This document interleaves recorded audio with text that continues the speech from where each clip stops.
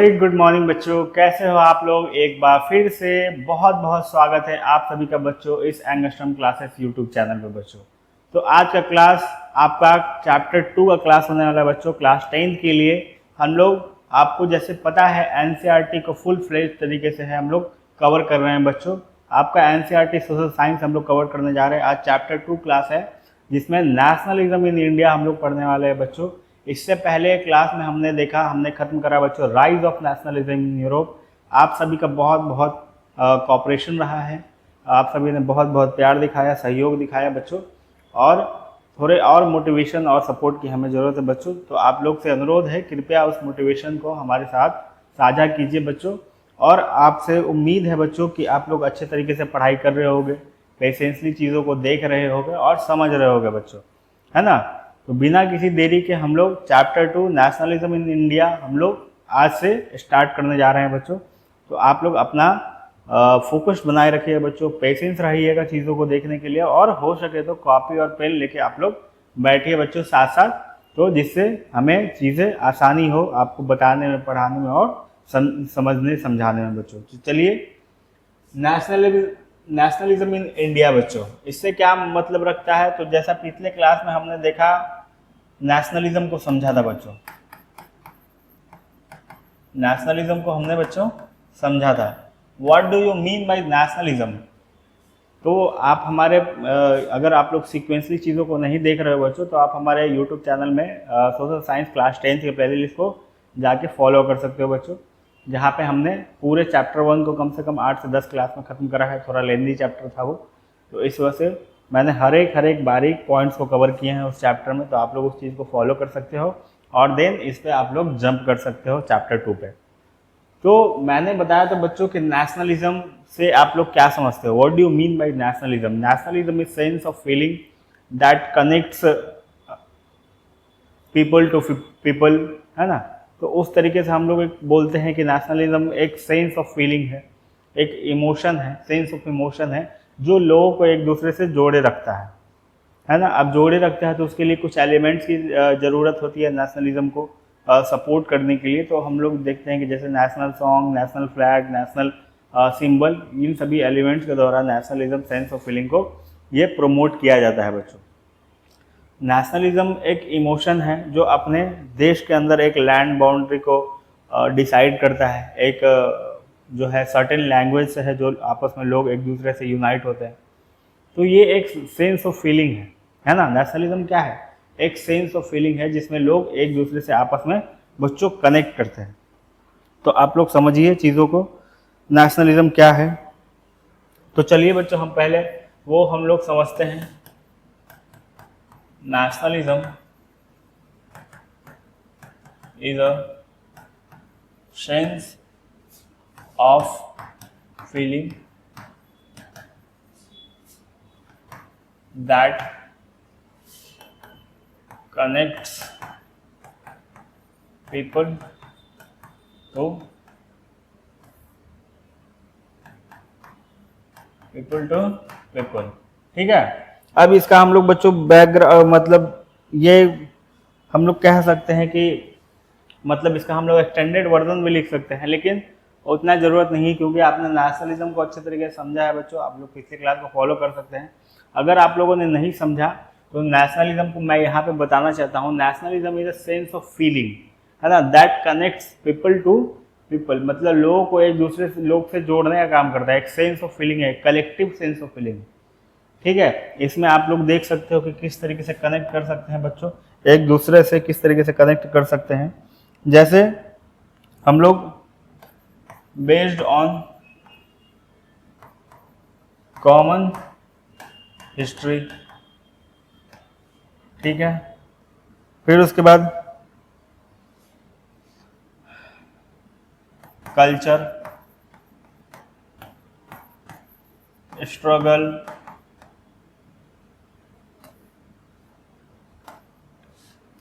फिर उसके बाद एस्पिरेशन।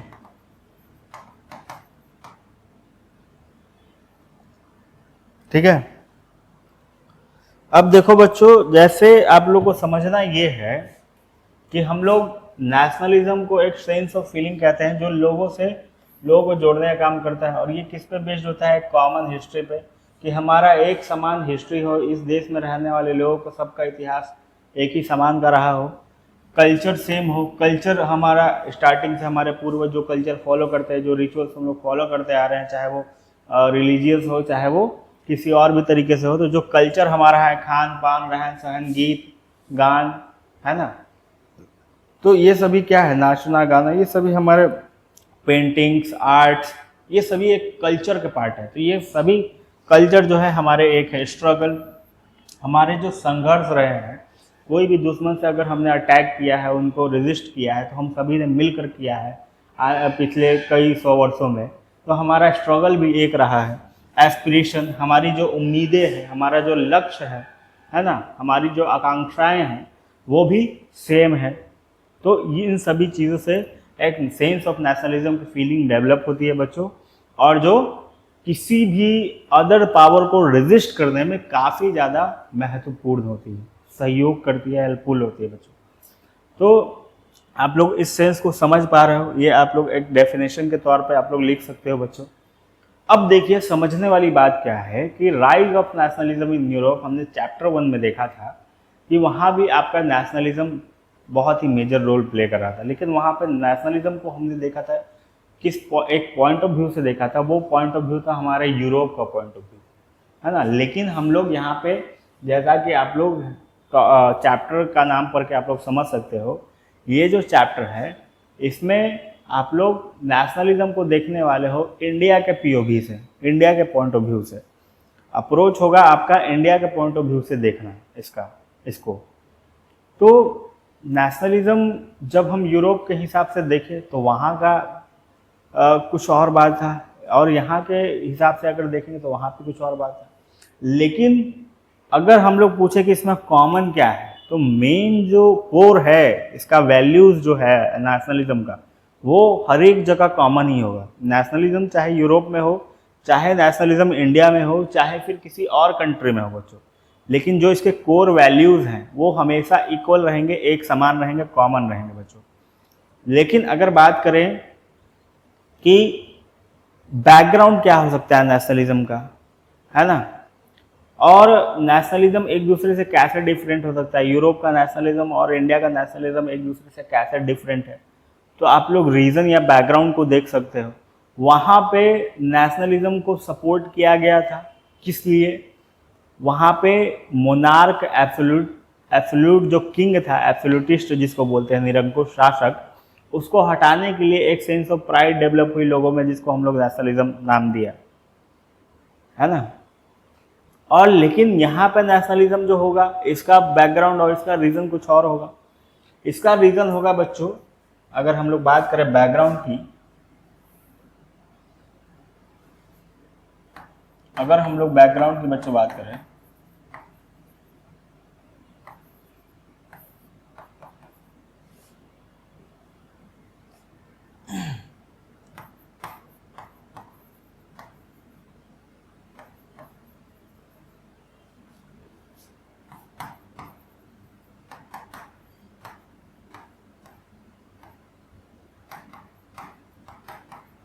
देखो बच्चों मैंने क्या लिखा है यहाँ पे। बैकग्राउंड है आपका, या फिर रीजन बोल सकते हो, ये आपका फ्रीडम फ्रॉम कॉलोनियल रूल, मतलब ब्रिटिश, ये ब्रिटिश से छुटकारा पाने, यानी स्वतंत्रता पाने की भाई साहब हमें सेल्फ रूल चाहिए, या फिर आप लोग चले जाइए हमारे देश से। तो यहाँ के इंडिया वासी, देशवासी, जो भारतवासी हम लोग कहते हैं, वो इसी रूल से परेशान होकर के इस नेशनलिज्म को सपोर्ट करेंगे, और एक सेंस ऑफ फीलिंग आएगी, है ना, जो लोगों को इकट्ठा करने का काम करेगी, लोगों को जोड़ने का काम करेगी। चाहे आप किसी भी धर्म से हो, किसी भी जाति से हो, किसी भी लिंग से हो, किसी भी रेस से हो, नस्ल से हो, है ना, और किसी भी अमीरी गरीबी या फिर आर्थिक परिदृश्य से हो, तो वो आपको इकट्ठा करने का काम करेगी। वो मैटर नहीं करता कि आप किससे बिलोंग करते हो, किससे बिलोंग नहीं करते हो, तो आप एक दूसरे से यूनाइट हो सकते हो। तो यहाँ पे रीज़न क्या रहा? कॉलोनियल रूल, लेकिन यूरोप में रीजन क्या था, मोनार्क, ऑब्सोल्यूटिस्ट, जो राजा के रूप में था। हम लोग देखे थे लुई 14 जो है उसको बैस्टाइल किले पे हमला करके जो है लोगों ने हटा दिया था और नेशनल असेंबली की स्थापना की। फिर बहुत बहुत बेसिक राइट जो freedom, right to freedom, right to equality, ये सभी राइट जो है वहाँ पे लोगों को दिए गए। तो वहाँ पे नेशनलिज्म उस सेंस ऑफ एस्पिरेशन को दिखाता है, शो करता है। लेकिन यहाँ पे नेशनलिज्म ब्रिटिश के लिए जो है वो बच्चों आपको अप्रोच करता है। अब अगर नेशनलिज्म की बात करी जाए तो नेशनलिज्म का अल्टरनेटिव क्या हो सकता है बच्चों? क्या कोई नेशनलिज्म का अल्टरनेटिव हो सकता है? आप लोग समझिए, अल्टरनेटिव है ना। तो बच्चों इसका सीधा सीधा आंसर है अभी तक तो नहीं, नो। क्यों? नेशनलिज्म का अल्टरनेटिव कोई अभी तक दिखा ही नहीं। क्यों नहीं दिखा है बच्चों? क्योंकि नेशनलिज्म एक वो हथियार के तौर पे देखा गया। आखिर नेशनलिज्म की जरूरत क्यों पड़ी? आप लोग माइंड में सोच सकते हो। और अगर नेशनलिज्म की जरूरत पड़ी तो नेशनलिज्म के अलावा कोई और अल्टरनेटिव है या नहीं? तो अभी तक तो दिखा नहीं बच्चों। क्यों नहीं दिखा और क्यों इसकी जरूरत पड़ी हम लोग समझते हैं। जैसे मान लो कि विभिन्न विभिन्न जाति के लोग इंडिया में पाए जाते हैं, विभिन्न विभिन्न बहुत बहुत धर्म के लोग पाए जाते हैं। लिंग का बंटवारा है यहाँ पे, महिला और पुरुष के रूप में। फिर आप देखोगे कि आर्थिक परिदृश्य के अकॉर्डिंग जो है, आर्थिक इकोनॉमिकल या फाइनेंशियल कंडीशन पे भी यहाँ पे लोग काफ़ी ज़्यादा जो है वैरी करते हैं एक दूसरे से। तो अमीर गरीब का भेद है ना, पुरुष महिला का भेद है, जातियों का, कई जातियों का भेद है, कई धर्मों का भेद है। तो इन सभी धर्मों को, इन सभी जाति को, इन सभी लिंग को, इन सभी आर्थिक रूप में जो लोगों को इकट्ठा किया जाए, ऐसा कौन सा एलिमेंट होगा जिसके द्वारा इन सभी भेदभाव को खत्म कर दिया जाए और लोग ऐसा भूल ही जाए और एक वैसा चीज हो जिसके लिए सभी लोग शामिल हो जाए, एक वैसी कोई भावना हो। तो वो भावना क्या होगी? वो भावना बच्चों राष्ट्र की ही होगी, राष्ट्रवाद की ही होगी, जिसको हम लोग नेशनलिज्म के रूप में जानते हैं।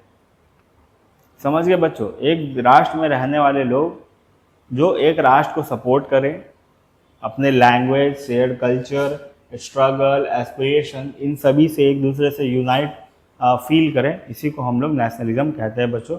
और यही सबसे बड़ा हथियार के रूप में देखा गया किसी भी एक्सटर्नल पावर को रेजिस्ट करने के लिए बच्चों। समझ गए आप लोग बात को? नेशनलिज्म का ये बैकग्राउंड था। अब हम लोग अगर पूरे तरीके से इंडिया में बैकग्राउंड की बात करें, इंडिया में बैकग्राउंड की बात करें, ठीक है बच्चों। अब इंडिया के पॉइंट ऑफ व्यू से हम लोग देखेंगे कि ये ऐसा क्यों आया। तो आप लोग याद करो कि ब्रिटिश, हम लोग बैकग्राउंड को बच्चों देख रहे हो, नेशनलिज्म को समझ गए, अब बैकग्राउंड को आप लोग देख रहे हो कि नेशनलिज्म इन इंडिया ऐसी जरूरत क्यों पड़ी और इससे पीछे पहले का बैकग्राउंड क्या था, ये हम लोग समझते हैं बच्चों। तो अगर बैकग्राउंड की बात करोगे तो कॉलोनियल रूल हमारा चल रहा था, ये आप लोग को पता चल गया। और ये कब से इस्टेब्लिश हुआ है? ये बच्चों आपका इस्टेब्लिश हुआ है बैटल ऑफ, आप लोग जानते होंगे, बैटल ऑफ प्लासी और बैटल ऑफ बक्सर। इसमें रॉबर्ट क्लाइव जो है बैटल ऑफ प्लासी में जितने भी यहाँ के बंगाल के नवाब थे उसको हरा दिया गया। और फिर बैटल ऑफ बक्सर में अवध, बंगाल, इन सभी को हरा करके जो है ये दो महत्वपूर्ण आपके लड़ाई रहे जो ब्रिटिश को ये हक दिया कि वो पूरे तरीके से अब जो है इंडिया में अपने व्यापार कर सकते हैं, अपने इम्पीरियलिज्म को जो है इस्टेब्लिश कर सकते हैं, यहाँ पे साम्राज्यवाद की विचारधारा को यहाँ पे लागू कर सकते हैं और अपने को साम्राज्य बना सकते हैं और हमारे देश को उपनिवेश के तौर पे यूज़ कर सकते हैं बच्चों। ये दो महत्वपूर्ण जो है आपका ये रहा था, ठीक है, वॉर रही थी।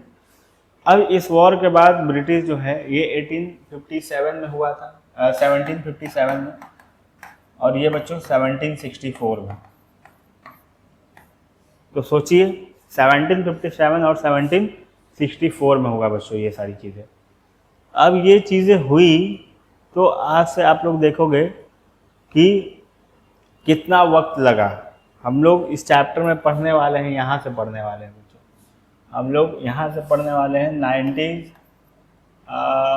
1960 से या 1970 से हम लोग इस चैप्टर में पढ़ेंगे, ठीक है, या फिर फर्स्ट वर्ल्ड वार के बाद से हम लोग पढ़ेंगे। फर्स्ट वर्ल्ड वार आपकी कब हुई थी? 1914 में, और 1918 से स्टार्ट हुई थी। तो अब इस चैप्टर में यहाँ से पढ़ना है, लेकिन उससे पहले का बैकग्राउंड मैंने डिस्कस किया कि ब्रिटिश जो आया एक कॉलोनी के रूप में इंडिया को बनाया, है ना।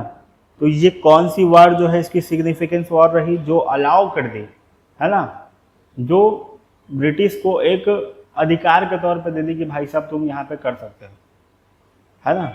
ये लड़ाई में जीत गए ब्रिटिश 1754 और 1764, बैटल ऑफ बक्सर और बैटल ऑफ लासी। इसके बाद ब्रिटिश ने काफ़ी ज़्यादा जो है अपने पैर फैलाए। फ्रांस जो एक यूरोपियन पावर थी उसकी भी हार हुई, बैटल ऑफ, आप लोग देखोगे कर्नाटक के युद्ध में जो हुआ, तो फ्रांस भी यहाँ से निकल गया। एक ब्रिटिश यूरोपियन पावर जो है वो बचा, जो इंडिया को पूरे तरीके से ऑप्टिमाइज करके कॉलोनी के रूप में यहाँ के रिसोर्सेज को पूरे तरीके से एक्सट्रैक्ट करने का काम किया। अब बैकग्राउंड की अगर हम लोग बात करेंगे बच्चों, तो बैकग्राउंड में 200 साल तक ब्रिटिश जो है राज किया। 1757 से आप लोग मान लो 1857, फिर 1857 से 1947 में हम लोग को आज़ादी मिली है। तो यानी लगभग 200 साल का सफ़र रहा ब्रिटिश का। अब 200 साल का सफ़र रहा, तो आप लोग देखोगे कि इंडिया में 1940 से जो है आवाज़ उठनी स्टार्ट हो गई थी। आवाज़ उठनी बच्चों स्टार्ट हो गई थी। एक सेकेंड।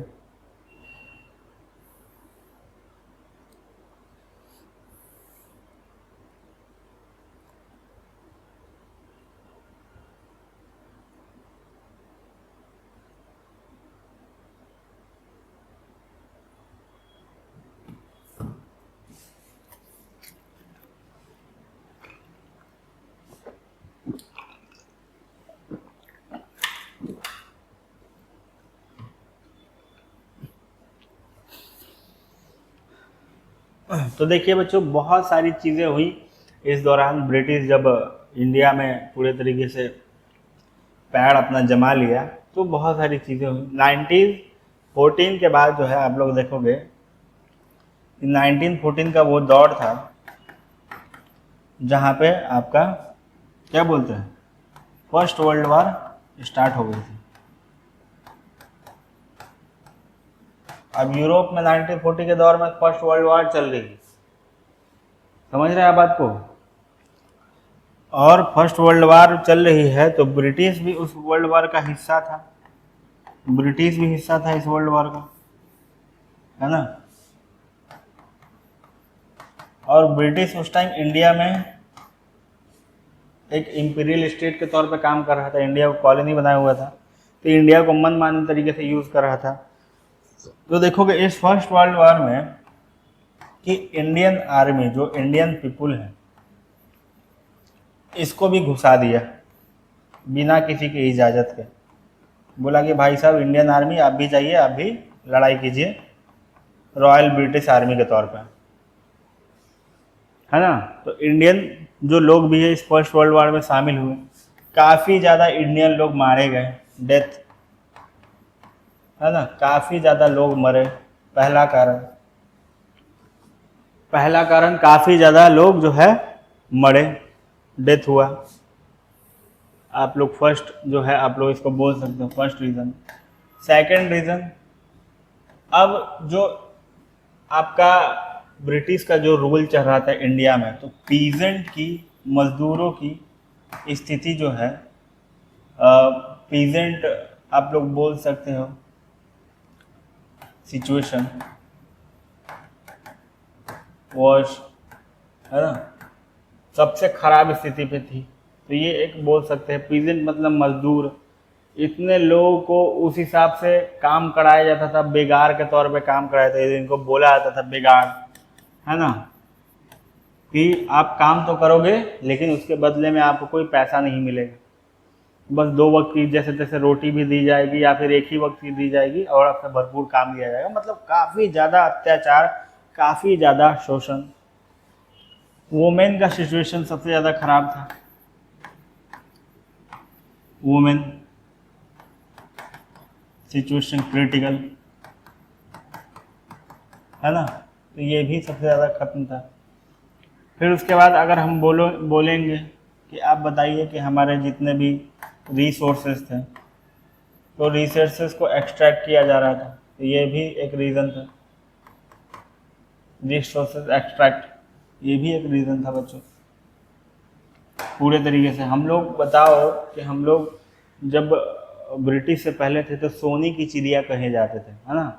यहाँ पे आप लोग नाम सुने होंगे कि कोहिनूर का जो हीरा था वो भी इंडिया से जो है ब्रिटिश ले गए। आज भी ब्रिटिशों के पास ही है वो कोहिनूर का हीरा।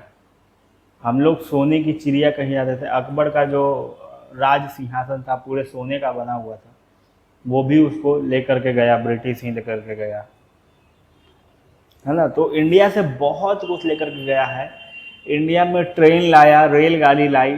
तो बच्चों आप लोग जानते हो कि रेलगाड़ी एक अल्टीमेट डेवलपमेंट के तौर पे इंडिया में बहुत ब्रिटिश ने बताया कि ये डेवलपमेंट का एक जरिया है, एक तरीका है।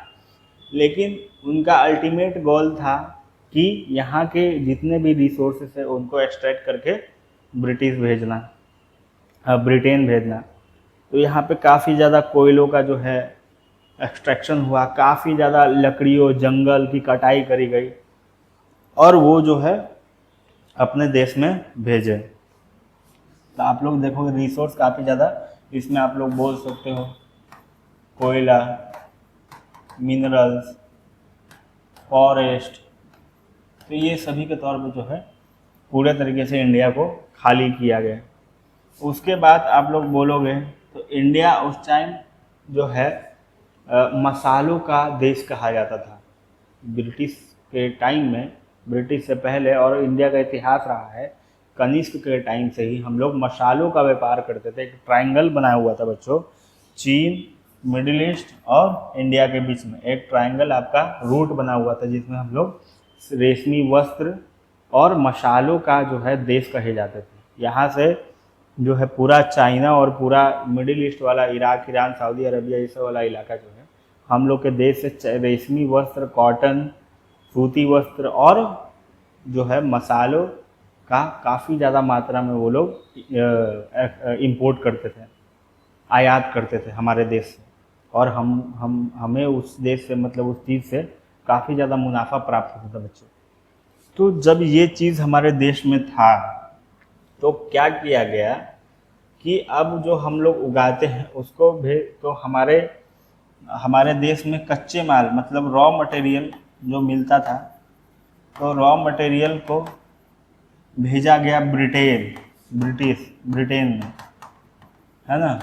और ब्रिटेन में भेज करके वहाँ से प्रोसेस किया गया उस मटेरियल को, और उस रेडी मटेरियल को, जो मटेरियल रेडी हो गया था, उसको ला करके कहाँ बेचा, उसको ला करके फिर इंडिया में ही बेचा बच्चों। ठीक है, सेल इन इंडिया आप लोग बोल सकते हो। ये मतलब हमारे देश से, इंडिया से रॉ मटेरियल लेकर के जाया गया, चाहे वो कॉटन के रूप में हो, चाय के रूप में हो, चाहे फिर आप लोग देखोगे हम लोग चाय के भी सबसे ज़्यादा बहुत बड़े उत्पादक जो है मतलब स्टार्टिंग से ही रहे।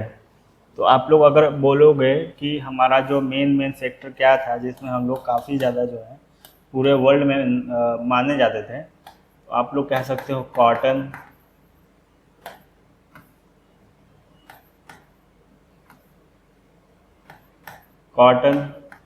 सिल्क,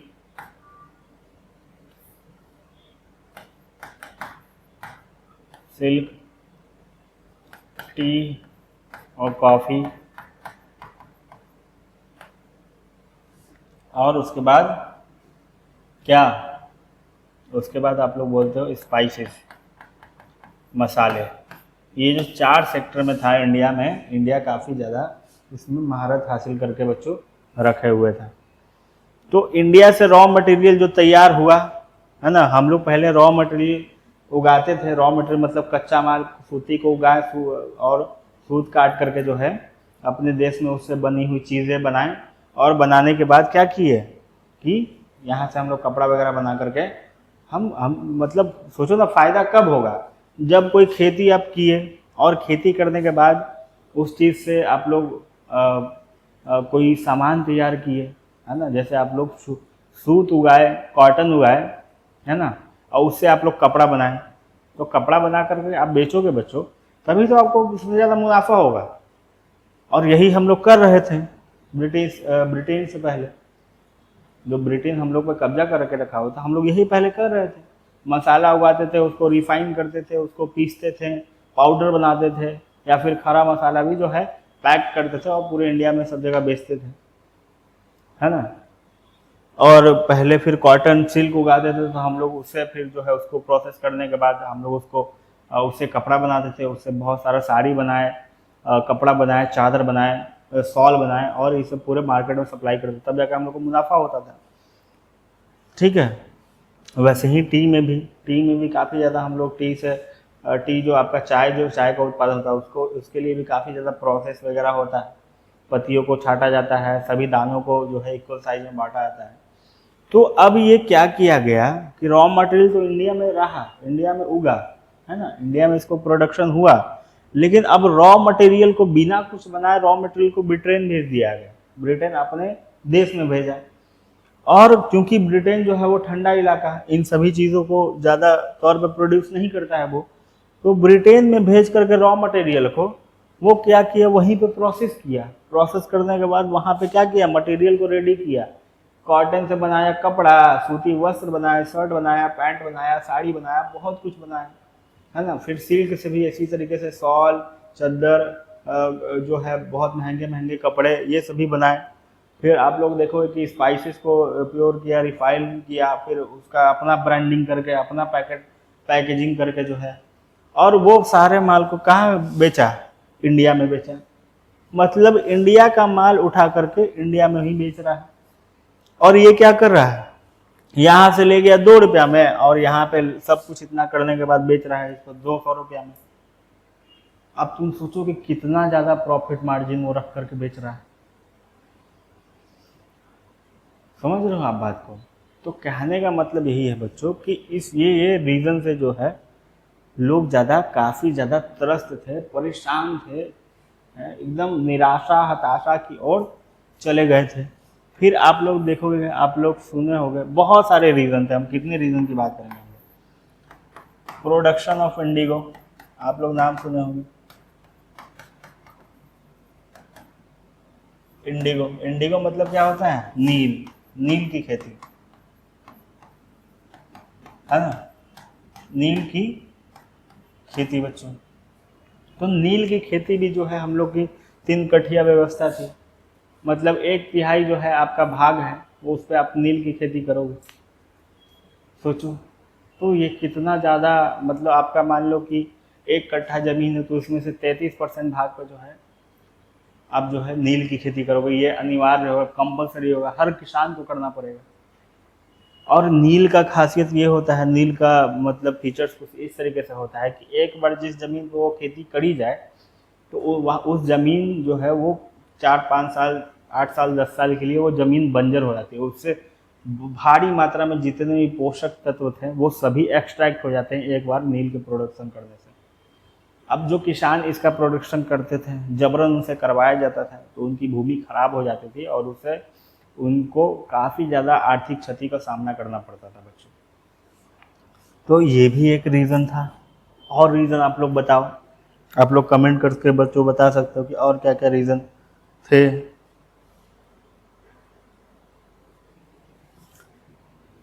है ना।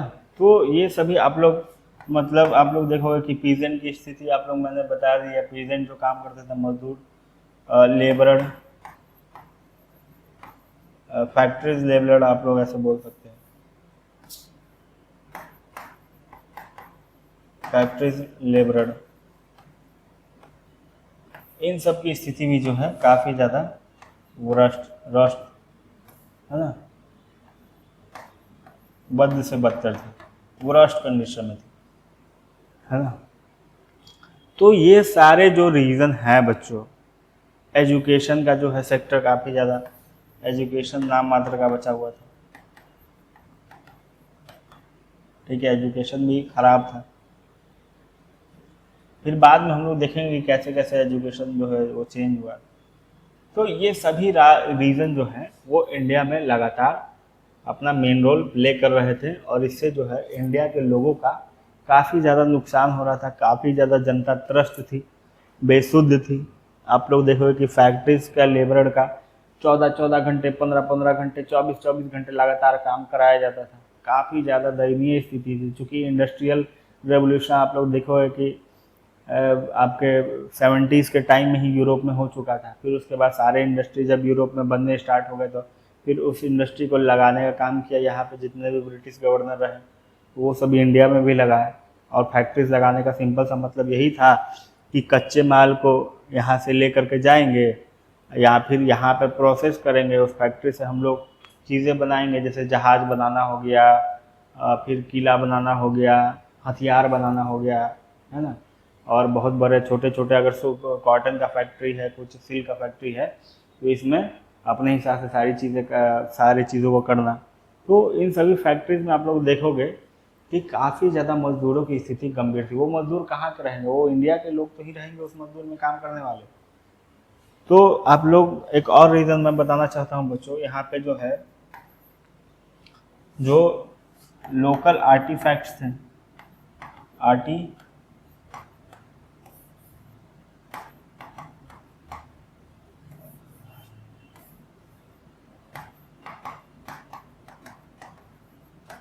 आर्टिफैक्ट्स मतलब आप लोग कह सकते हो कि शिल्प कला, जो यहाँ के शिल्प थे, शिल्पकार, हस्तकार, आप लोग नाम सुने होंगे, है ना। तो इसको पूरे तरीके से डिमोलिश किया गया। कैसे डिमोलिश हुआ ये?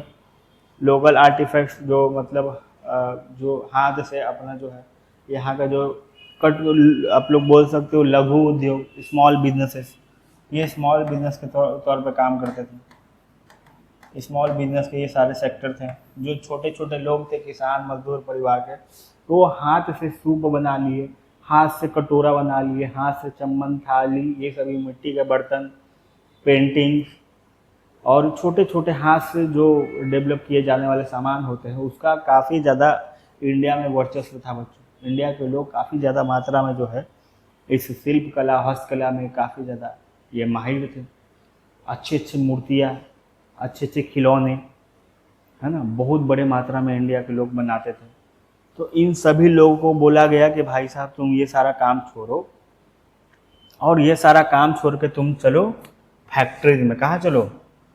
लोकल जितने भी लोग को बोला गया तुम चलो फैक्ट्रीज में चलो, और फैक्ट्रीज में जाने के बाद वहाँ पे इसकी जो है स्थिति इसी तरीके से मैंने बताई कि 20-20 घंटे, 24-24 घंटे काम कराया गया।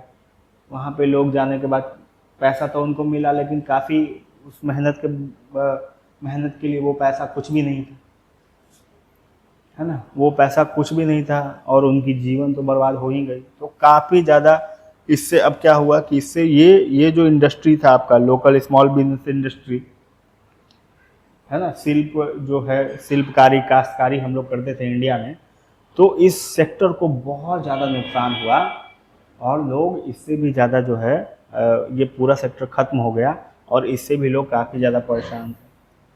और आप लोग बोलोगे कि एक और जो है हम लोग प्रोडक्शन करते थे बच्चों मिलेट्स का, प्रोडक्शन करते थे बच्चों हम लोग, प्रोडक्शन ऑफ मिलेट्स। तो इसकी भी ज़्यादा जो है हम लोग काफ़ी ज़्यादा, मिलेट्स मतलब बोलते हैं मोटा अनाज, इसको बोलते हैं हम लोग मोटा अनाज।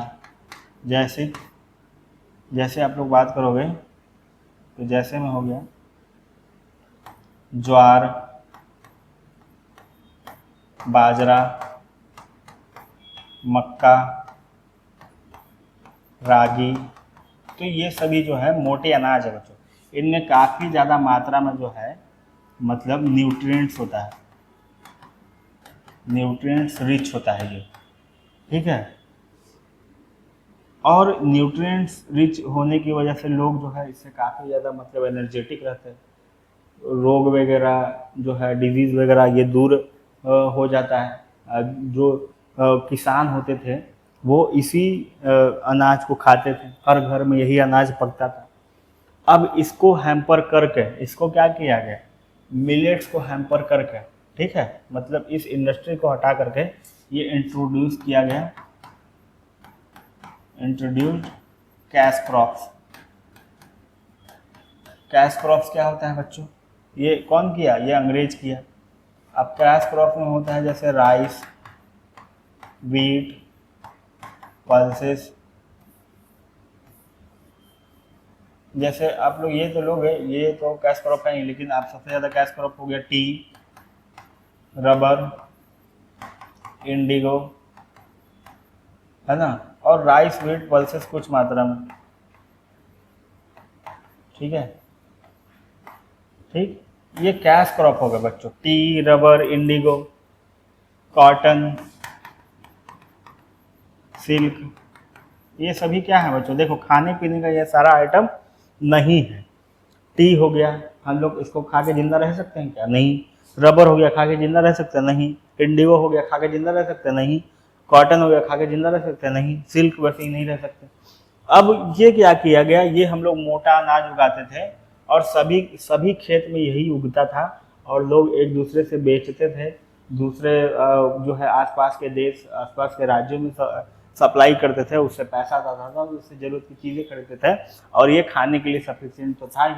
तो कभी अकाल नहीं आया, कभी भुखमरी नहीं आया, उस वजह से हम लोग का सब कुछ सारा सिस्टम अच्छा था, है ना। जो छोटी मोटी ज़रूरतें थी वो सारी ये स्मॉल बिजनेस से पूरी हो जाती थी, तो हम लोग का जीवन अच्छा भला चल रहा था। लेकिन अंग्रेज आया तो इस मिलेट्स के प्रोडक्शन को पूरे तरीके से खारिज कर दिया गया, मोटे अनाज को खारिज किया गया, बंद करवा दिया। बोला कि अब तुमको क्या करना है, कैश क्रॉप्स को उगाना है, नगदी फसल इसको बोलते हैं हिंदी में, नगदी फसल, इसको उगाना है हर किसी खेत में। टी को उगाना है, कॉटन, रबर, सिल्क, इंडिगो, यही सब उगाना है। और राइस, व्हीट, पल्सेस, वो लोग चावल, गेहूँ ये सब ज़्यादा खाते थे, दाल वगैरह ज़्यादा खाते थे यूरोप वगैरह, है ना। हम लोग चावल वगैरह बच्चों ना के बराबर खाते थे, खाते तो थे, ऐसा था, लेकिन इन सभी से ज़्यादा इसमें जो है न्यूट्रिएंट, ज्वार, बाजरा, मक्के की रोटी आप लोग सुना होगा, आज भी राजस्थान, हरियाणा वाले इलाकों में आप बहुत ज़्यादा मात्रा में जो है चीज़ें बनती हैं। रागी, सरसों का साग, ये सभी जो है मोटे अनाज है और काफ़ी ज़्यादा न्यूट्रिएंट रिच होता है। आज देखो कि कहीं इंडिया में आप लोग देख लो, राजस्थान, हरियाणा, पंजाब को छोड़ करके जो लोग कहीं भी खाते होंगे, इस चीज़ को यूज़ करते होंगे, वो ब्रिटिश का ही दिया हुआ देन है कि आज हम लोग इस पूरे चीज़ को भूल चुके हैं। तो ये सभी इंट्रोड्यूस हुए, कुछ मात्रा में राइस, व्हीट और पल्सेस उगाने जो है इंट्रोड्यूस किए गए और इन सभी को हैम्पर किया गया, जिससे लोग जो हैं काफ़ी ज़्यादा त्रस्त हुए, प्रभावित हुए। और ये भी आपका एक रीज़न रहा कि लोग जो है नाखुश हुए और इसका इम्पैक्ट ये पड़ा, आप लोग निगेटिव इम्पैक्ट देखोगे, आप लोग ये पड़ा इसका, आप लोग इम्पैक्ट की अगर बात करो तो इससे इम्पैक्ट हुआ बच्चों आप लोग कि ब्रिटिश के टाइम में हम लोग देखेंगे कि 3 टाइम्स जो है स्टारवेशन आया।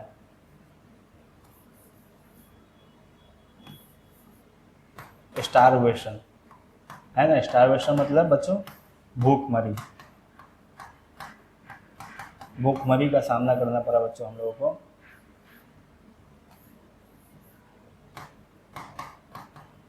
भूखमरी और अकाल, इन सभी का सामना बच्चों हम लोग को बहुत ज़्यादा मेजर जो है रूप में करना पड़ा, इन सभी का सामना। तो ये सारे आपके बच्चों 10 मैंने बैकग्राउंड बताया। अगर हम लोग पहले शुरुआत करें तो बच्चों आप लोग देखो फर्स्ट वर्ल्ड वार में जो है इंडियन आर्मी को, इंडिया के लोगों को आर्मी के रूप में जो है भेजा गया लड़ने के लिए, काफ़ी ज़्यादा मौतें हुई।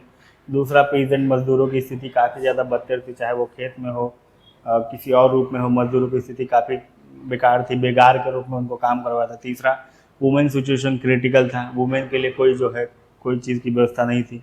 रिसोर्सेज हमारे जो है कंट्री से एक्सट्रैक्ट किए जा रहे थे, कोयला, मिनरल, फॉरेस्ट के जंगल के रूप में पेड़ों की अत्यधिक कटाई, और उस सभी कहाँ भेजा जा रहा था, यूरोप सप्लाई किया जा रहा था। रॉ मटेरियल जो है, रॉ मटेरियल से आप लोग देखेंगे किस तरीके से कच्चे माल से हम लोग को उसका जो आप लोग देखोगे कि हम लोग निर्यातक के रूप में थे, एक्सपोर्टर के रूप में थे। यहाँ आप लोग कह सकते हो कि हम लोग पहले एक्सपोर्टर के रूप में थे, यानी माल को हम लोग निर्यात करते थे, लेकिन अब जो है इम्पोर्टर के रूप में बन गया, इम्पोर्टर के रूप में बन गया बच्चों इससे। ठीक है, एक्सपोर्टर से हम लोग क्या बन गया, इम्पोर्टर बन गए।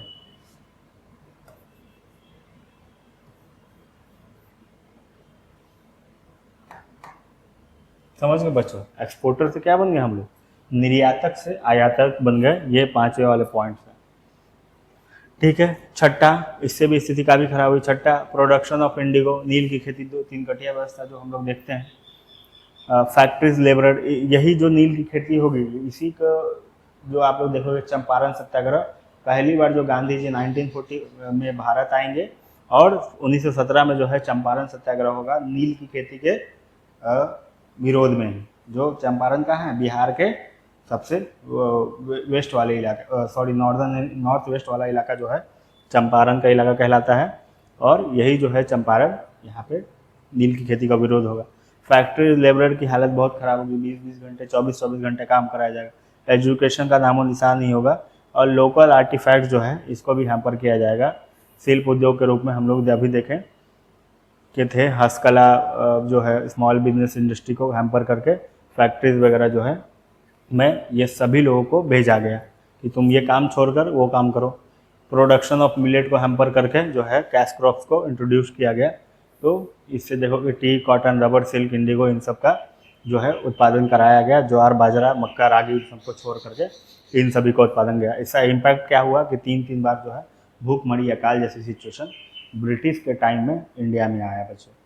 तो ये सारे आपके बैकग्राउंड और रीज़न के तौर पे आप लोग देख लिए, है ना। तो ये हम लोग नेशनलिज्म इन इंडिया पढ़ रहे हैं, है ना बच्चों, नेशनलिज्म इन इंडिया पढ़ रहे हैं। इसमें हम लोग सारे बैकग्राउंड को देखें कि ब्रिटिश का क्या क्या नेगेटिव इम्पैक्ट था, जिससे पूरे इंडिया के लोग त्रस्त हुए, तबाह हुए, और जो है काफ़ी ज़्यादा परेशान हुए। और इसी परेशानी से उबरने के लिए ये नेशनलिज्म की फीलिंग जो है लोगों में डेवलप होनी स्टार्ट हुई। गांधी जी जो है 1914 में आप लोग देखोगे इंडिया में पहली बार आए, बहुत सारे लीडर्स उभरे, बहुत सारे रिवोल्यूशनरी उभरे। उसके बाद बहुत सारे विचारक जो है अपने इंडिया के कंटेक्स्ट में अपने विचार को फैलाए, और फिर ब्रिटिश के खिलाफ, ब्रिटेन के खिलाफ काफ़ी ज़्यादा मात्रा में, आप देखोगे कि आज़ादी की लड़ाई तक हम लोग काफ़ी ज़्यादा मात्रा में रेजिस्ट करेंगे। और वो रेजिस्टेंस कैसे कैसे चलेगा बच्चों, हम लोग नेक्स्ट क्लास में देखेंगे। आज की क्लास में इतना ही बच्चों, बहुत बहुत धन्यवाद आप सभी का। और जाते जाते एक छोटी सी जो है हेल्प है, उस हेल्प के रूप में आप लोग इस वीडियो को लाइक, शेयर एंड सब्सक्राइब कीजिए। अगर हमारा काम पसंद आ रहा है, अगर हमारा पढ़ाने का तरीका पसंद आ रहा है बच्चों, तो आप लोग चीज़ों को लाइक, शेयर, सब्सक्राइब कीजिए बच्चों। कमेंट कीजिए आप लोग को कहीं कोई दिक्कत परेशानी आ रही है तो, कि हम लोग कैसे चीज़ों को बेटर बना सकते हैं। और फ्यूचर में आपके लिए मैं जो है हम लोग की टीम, पूरे अंगस्ट्रम क्लासेस की टीम आप सभी के लिए बेहतर काम कर पाए, इसके लिए आपको हमें सपोर्ट करना बहुत ही ज़्यादा ज़रूरी है बच्चों। तो प्लीज़ आप लोग सपोर्ट कीजिए। तब तक के लिए बहुत बहुत धन्यवाद बच्चों, मिलते हैं नेक्स्ट क्लास में। Thank you so much.